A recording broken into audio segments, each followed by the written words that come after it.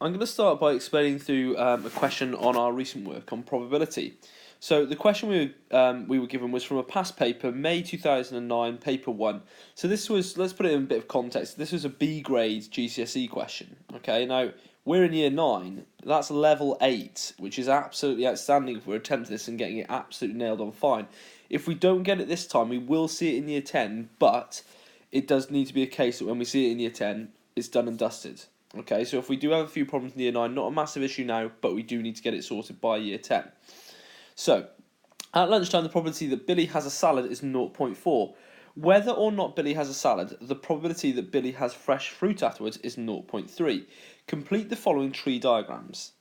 Okay, so this first bit here says Billy has a salad. Now, we've peer assessed this, and you can see this mark has already been given. So this answer, which I would have assumed was 0.6, has been marked correctly.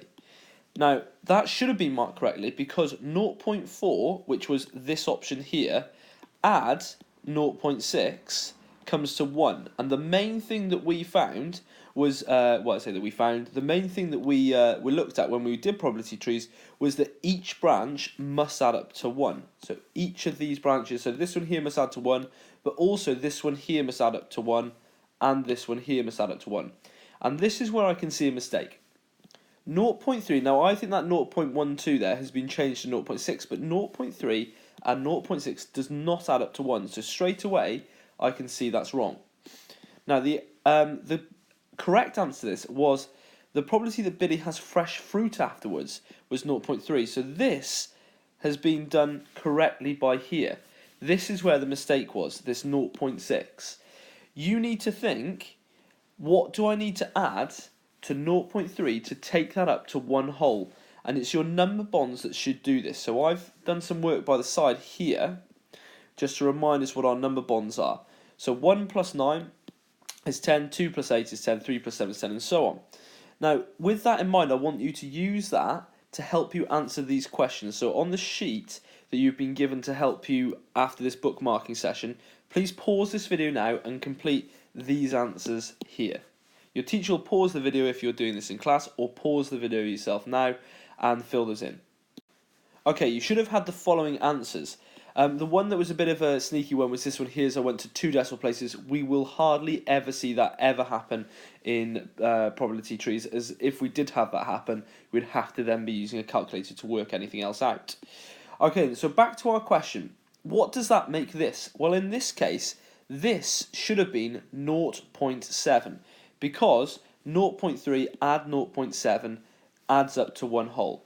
And then the probabilities here would have remained the same as this branch here, because it was still 0.3, so that was correct, but this should have been 0.7.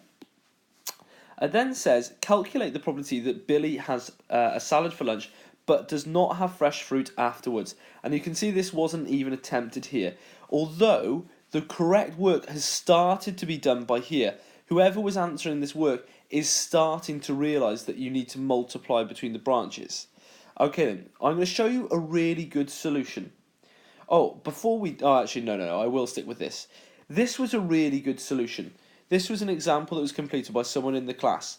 And here's their branches here, but this time it's fractions opposed to decimals. 3/10 add 7/10. Well, I'll write that over by here. 3/10 add 7/10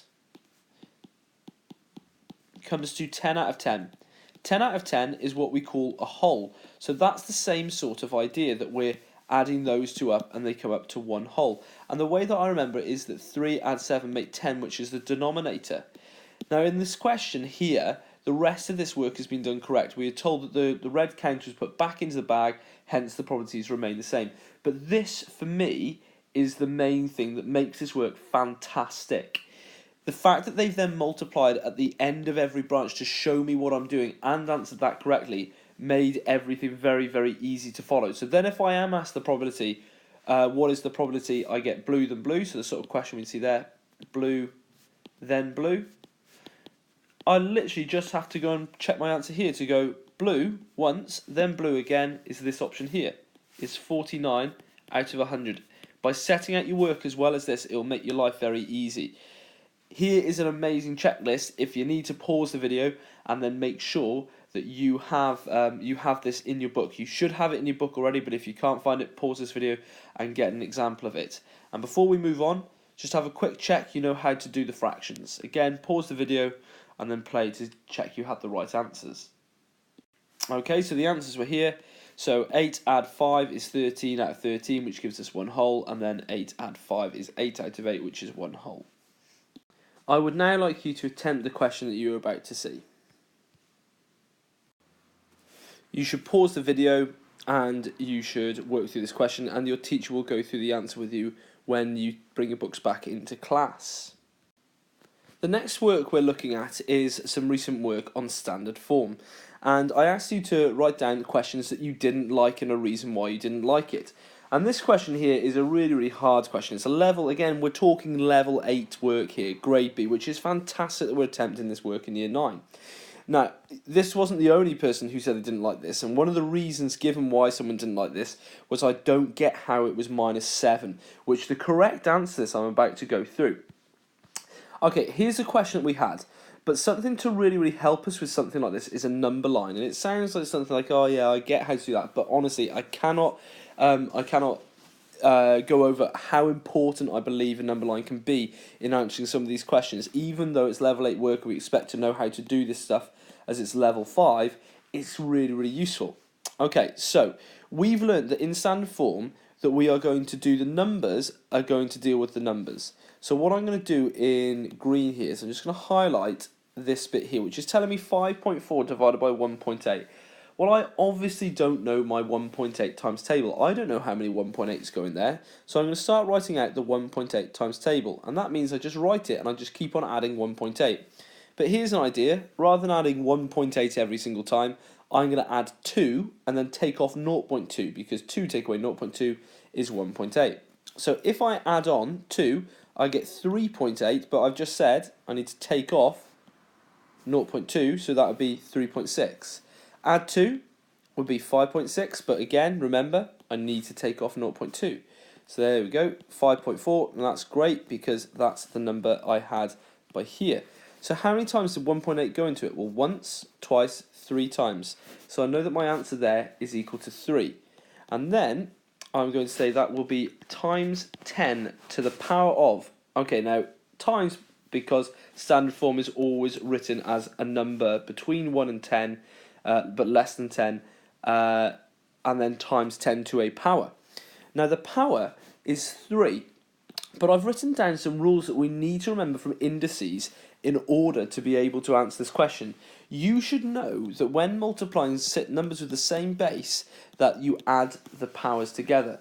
And on the flip side, that if you divide those, then it has the same base, that this number here is those powers subtracted each other. So the number on the top take away the number on the bottom. So going back over to what I had here, I've got 3 and I want to take away 7.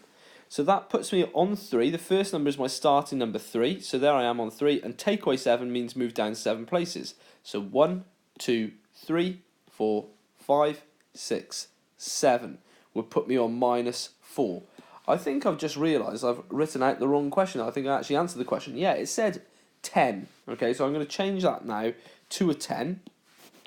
And there we go. Erase that and change it to a 10. And then I'll answer properly what we actually had. So the question we had, we're on 3, so that's my start number, and I need to take away 10. So 1, 2, 3, 4, 5, 6, 7, 8, 9, 10. So I hope that's made a bit more sense now.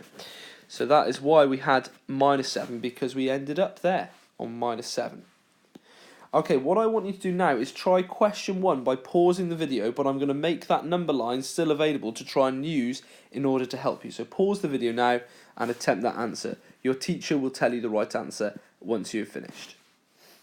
Okay then, question 2, can you now, not having a look at the number line, please have a go at this one here. However, if you'd like to draw your own number line to answer the question, by all means, that's not cheating at all.